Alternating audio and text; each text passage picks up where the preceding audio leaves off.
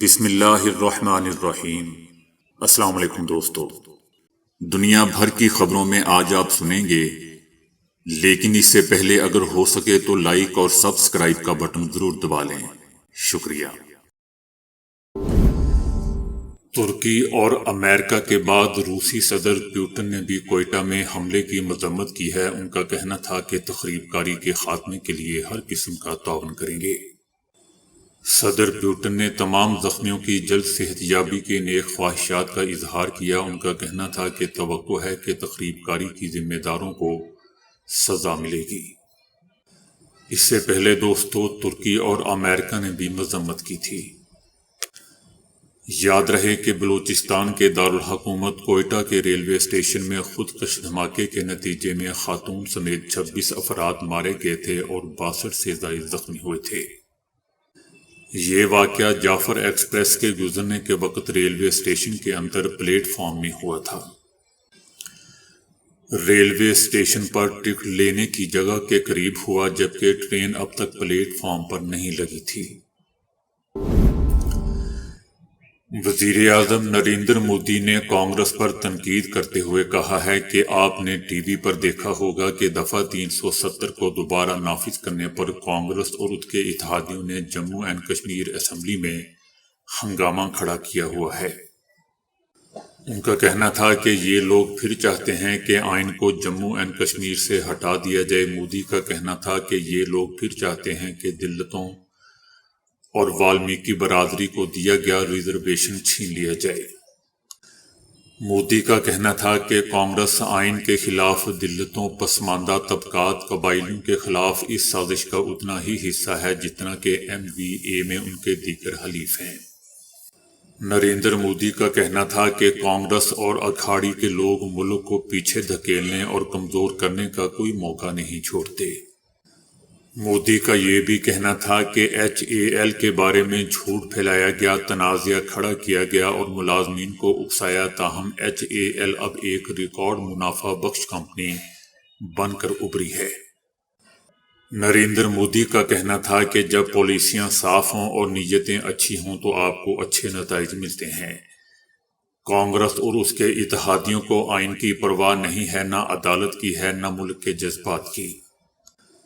ان کا کہنا تھا کہ کانگریس والے آئین کی کتاب صرف دکھاوے کے لیے اپنی جیب میں رکھتے ہیں۔ نریندر مودی کا مزید کہنا تھا کہ کانگریس والوں نے آئین کو جموں اینڈ کشمیر میں 75 سال تک لاگو نہیں ہونے دیا۔ مہاراشٹر میں جب بھی کوئی بڑا کام ہوتا ہے تو کانگریس والے اس کے خلاف احتجاج کرنے آ جاتے ہیں۔ بتایا جا رہا ہے کہ قطر غزہ میں جنگ بندی کے مذاکرات میں ثالثی سے دستبردار ہو گیا ہے، تاہم قطر نے سرکاری طور پر اس دعوے کی تصدیق یا تردید کی ہے اور نہ ہی قطری میڈیا نے اس بارے میں تاحال کوئی خبر شائع کی ہے۔ قطری حکومت کا کہنا ہے کہ قطر اس وقت تک غزہ مذاکرات میں ثالثی سے دستبردار رہے گا جب تک صہیونی رجیم اور فلسطینی مزاحمتی تحریک حماس مذاکرات کے لیے حقیقی آمادگی کا اظہار نہیں کرتی۔ ایسا دوستو بتایا جا رہا ہے، لیکن سرکاری طور پر ایسا کچھ سامنے نہیں آیا۔ ذرائع تو یہ بھی بتا رہے ہیں کہ قطر کا کہنا ہے کہ دوحہ میں حماس کا سیاسی دفتر اب مزید کام نہیں کرے گا۔ اس سے پہلے امریکہ نے قطری حکومت سے مطالبہ کیا تھا کہ وہ اپنے ملک میں موجود حماس کے سیاسی دفتر کو خالی کرواتے ہوئے حماس کے سیاسی رہنماؤں کو ملک بدر کر دے۔ پاکستان نے 22 سال بعد آسٹریلیا کو اس کے ہوم گراؤنڈ پر ون ڈے سیریز میں شکست دے دی۔ پاکستان اور آسٹریلیا کے درمیان ایک روزہ سیریز کا فیصلہ کن میچ کھیلا گیا، جہاں پاکستانی بولرز کی شاندار کارکردگی نے میزبان ٹیم کو 140 رن پر ڈھیر کر دیا۔ پاکستان نے 141 رنز کا ہدف 27ویں اوور میں حاصل کر لیا۔ کپتان محمد رضوان اور بابر اعظم بالترتیب 30 اور 28 رنز بنا کر ناقابل شکست رہے۔ اوپنر عبداللہ شفیق 37 اور سائم ایوب 42 رنز بنا کر مورس کی گیند کا شکار ہوئے۔ اس سے پہلے 2002 میں پاکستان نے آسٹریلیا کے خلاف آسٹریلیا میں ون ڈے سیریز جیتی تھی۔ ٹرمپ کے دوبارہ امریکی صدر بننے سے کچھ ممالک میں بے چینی بڑھی جبکہ کچھ ممالک خوشی کا بھی اظہار کر رہے ہیں۔ پاکستان میں عمران خان کی جماعت پی ٹی آئی کے چند رہنماؤں کا بھی خیال ہے کہ ٹرمپ اپنے اچھے دوست ہیں، عمران خان کو رہائی دلوا دیں گے۔ پی ٹی آئی کے رہنما لطیف کھوسہ سے جب گزشتہ دنوں پوچھا گیا کہ کیا آپ سمجھتے ہیں کہ اگر ٹرمپ آ گئے تو وہ عمران خان کی رہائی میں کردار ادا کر سکتے ہیں، تو ان کا کہنا تھا کہ 100%، مجھے اس میں کوئی شک و شبہ نہیں، وہ پاکستان میں بھی یہی چاہیں گے کہ جمہوریت کی آواز سنی جائے، اور کیونکہ جمہور ہی سے ٹرمپ امید رکھتے ہیں۔ اسی خطے کے ایک اور ملک بنگلہ دیش بھی اسی حوالے سے چیمگوئیاں جاری ہیں کہ کیا ٹرمپ کی واپسی سے سابق وزیر اعظم شیخ حسینہ اپنا کھویا ہوا سیاسی میدان دوبارہ حاصل کر پائیں گی۔ یاد رہے دوستو کہ اس برس اگست کے مہینے میں بنگلہ دیش کی سابق وزیر اعظم شیخ حسینہ کو وزارت عظمیٰ کے عہدے سے استعفیٰ دے کر ملک سے بھاگنا پڑ گیا تھا۔ ملک میں طلبہ تحریک کے بعد بنگلہ دیش میں عبوری حکومت قائم ہوئی اور نوبیل انعام یافتہ ماہر اقتصادیات محمد یونس کو اس حکومت کا چیف ایڈوائزر مقرر کیا گیا۔ ایک طرح سے وہ اس حکومت کے سربراہ ہیں۔ ایسے میں سب سے بڑا سوال یہ ہے کہ امریکہ میں اقتدار کی تبدیلی کا بنگلہ دیش کی سیاست پر کیا اثر پڑے گا؟ کیا بنگلہ دیش کو ٹرمپ کے دور میں وہی حمایت مل سکتی ہے جو پہلے مل رہی تھی؟ امریکی صدارتی انتخاب میں ٹرمپ کی جیت کے بعد شیخ حسینہ نے عوامی لیگ کے آفیشیل ایکس اکاؤنٹ سے انہیں مبارکباد دی۔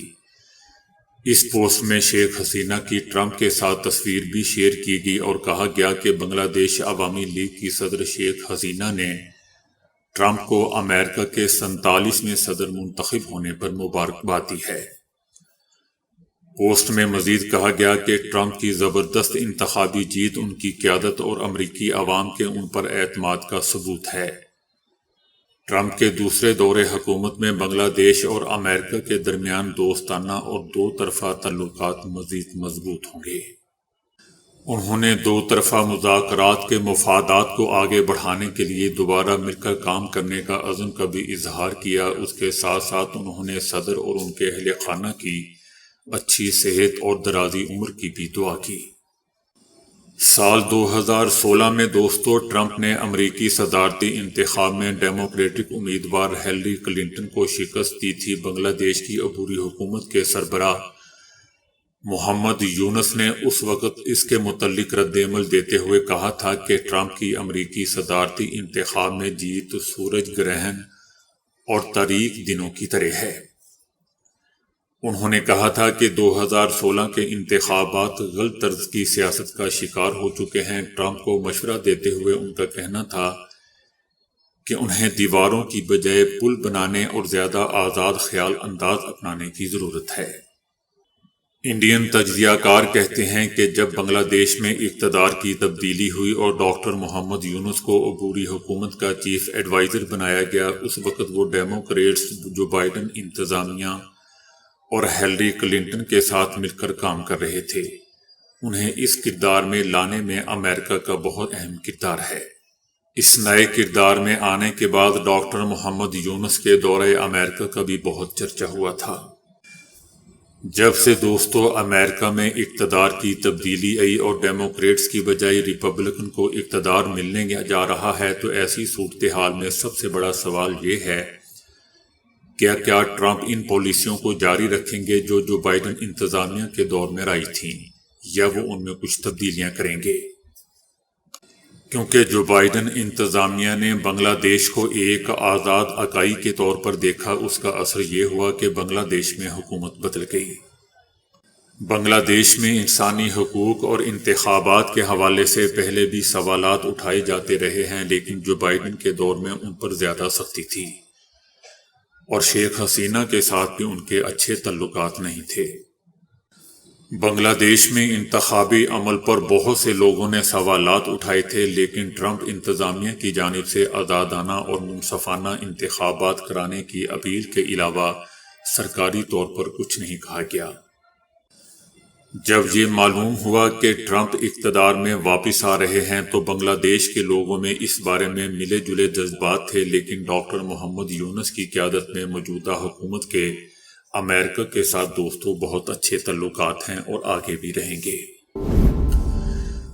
مقبوضہ فلسطین میں انجام پانے والے ایک نئے سروے کے مطابق اسرائیلی وزیر دفاع کو برخاست کیے جانے کے بعد 58% صہیونی نیتن یاہو سے بے اعتماد ہو چکے ہیں۔ 55% صہیونی سمجھتے ہیں کہ جنگ غزہ سیاسی مفادات کے لیے جاری رہے گی۔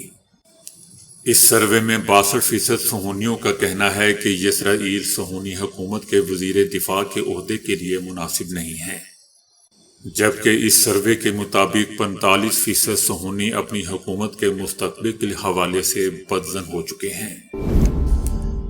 سابق chief justice of Pakistan Qazi Faez Isa per London میں حملہ کرنے کے مقدمے میں شامل ایک خاتون کا کہنا تھا کہ پاکستان میں FIA نے مجھ پر حق عزت کا مقدمہ غلط قائم کیا ہے، کیونکہ جس دن یہ واقعہ پیش آیا میں لندن میں ہی نہیں 1.5 برس قبل شادی کر کے دبئی منتقل ہو چکی تھی۔ اس خاتون کا کہنا تھا کہ سابق چیف جسٹس قاضی فائز عیسیٰ پر حملے سے میرا کوئی تعلق نہیں ہے، پاکستان میں میرے دور کے رشتہ داروں کو بھی ٹارگٹ کیا جا رہا ہے، ان کے دروازوں پر میرے نام کے نوٹس چسپاں کیے جاتے ہیں۔ اس خاتون کا نام مہین فیصل ہے۔ اس کا مزید کہنا تھا کہ میں ایسے واقعات کی مذمت کرتی ہوں، کبھی نہیں چاہوں گی کہ میرے ملک کی بدنامی ہو، میری اپیل ہے کہ میرے خلاف کیس کو ختم کیا جائے۔ خیبر پختونخوا کے وزیر اعلیٰ علی امین گنڈا پوری نے کہا ہے کہ پارٹی کے بانی عمران خان اسی ماہ کال دیں گے، اس کال پر جب گھروں سے نکلیں گے تو اس وقت تک واپسی نہیں ہوگی جب تک عمران خان کو رہا نہیں کروا لیں گے۔ ان کا کہنا تھا کہ قربانی کے بغیر آزادی نہیں ملتی اور حقیقی آزادی کے لیے ہمیں قربانی دینی پڑے گی، بغیر قربانی کے حق، آزادی اور عزت نہیں ملے گی۔ ان کا کہنا تھا کہ پارٹی میں فیصلے کا اختیار میرے پاس نہیں، صرف عمران خان کے پاس ہے۔ وزیر اعلیٰ کا کہنا تھا کہ بظاہر لگتا ہے کہ لوگ مجھے دیکھتے ہیں مگر میں آپ لوگوں کی طرف دیکھتا ہوں۔ پنجاب میں ہمارے لوگوں کے گھروں میں گھس کر جو کیا گیا اس کا حساب دینا پڑے گا۔ ان کا کہنا تھا کہ عمران خان کا پیغام ہے کہ نومبر کے مہینے میں کال دیں گے، پیغام یہ ہوگا کہ عمران خان کی رہائی تک واپسی نہیں ہوگی۔ ماہرین کا کہنا ہے کہ ہمارے دانتوں کی پلاہٹ کے پیچھے بہت سی وجوہات ہوتی ہیں، تاہم دانتوں کی پلاہٹ کی اہم وجوہات میں ضرورت سے زیادہ مشروبات کا استعمال، چائے، کافی، سگریٹ اور منہ کی صفائی کا خیال نہ رکھنا شامل ہیں۔ دوستو، یاد رکھیں کہ دانت ایسی چیز ہے جن کو لوگ آپ سے ملاقات کے وقت سب سے پہلے نوٹس کرتے ہیں۔ دنیا میں شاید ہی کوئی ایسا شخص ہو جو سفید دانت اور خوبصورت مسکراہٹ پسند نہ کرتا ہو۔ لوگ اکثر اوقات اپنے دانتوں کی سفیدی کے لیے کلینیکل طریقے یوز کرتے ہیں جو کافی مہنگے ہوتے ہیں۔ دانتوں کی پلاہٹ ختم کرنے کے لیے پہلی تجویز کھانے کا سوڈا اور لیموں کا رس ہے۔ اس عمل کے لیے تھوڑا سا کھانے کا سوڈا لیں اور اس میں اتنا لیموں کا رس ملائیں کہ جس سے پیسٹ بن جائے۔ بعد ازاں اس پیسٹ کو ٹوتھ برش پر لگا کر آرام سے دانت برش کریں۔ اس پیسٹ کو دانتوں پر 1 منٹ تک لگا رہنے دیں، پھر دھو ڈالیں۔ ایک اور بات کا خیال رکھیں کہ سوڈے کا یوز بہت زیادہ نہ کریں کیونکہ یہ دانتوں کے داغ صاف کرنے کے بعد دانتوں کی اوپری تہہ کو نقصان بھی پہنچا سکتا ہے۔ دوسری اہم تجویز یہ ہے کہ اسٹرابری اور نمک کا یوز کریں۔ اسٹرابری میں وٹامن سی وافر مقدار میں موجود ہوتا ہے جو دانتوں کے لیے بے حد مفید ہوتا ہے۔ تاہم دانتوں کی صفائی کے لیے 3 عدد بڑی اسٹرابری لیں، ان میں چٹکی بھر نمک ملا کر اچھی طرح مکس کر لیں۔ اب اس پیسٹ کی خاصی مقدار دانتوں پر لگا کر برش کریں اور 5 منٹ تک دانتوں پر لگا رہنے دیں۔ اس پیسٹ میں چٹکی بھر کھانے کا سوڈا بھی شامل کیا جا سکتا ہے۔ تیسری اور سب سے اہم تجویز ناریل کا تیل ہے۔